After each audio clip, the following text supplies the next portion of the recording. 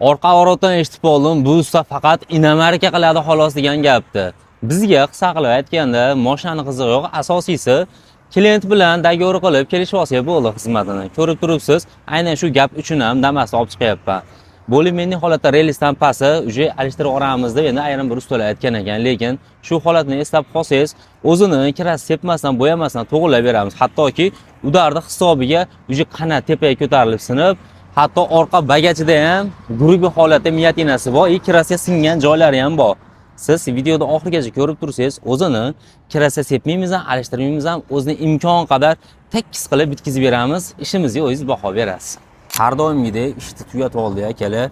Mana qissa qilib aytadigan bo'lsam, qanot bor, o'qtaqa tekis bo'ldi degan umiddaman. Hattoki kosmetikadan oldin ko'rsatadigan narsam, mana shu kirasi ko'chgan joylarni endi kosmetika qilib qo'yilsa, deyarli umuman hech narsa bo'lmaydigan, asosiysi narxiga ziyon yetmaydigan holatda bo'ldi degan umiddaman.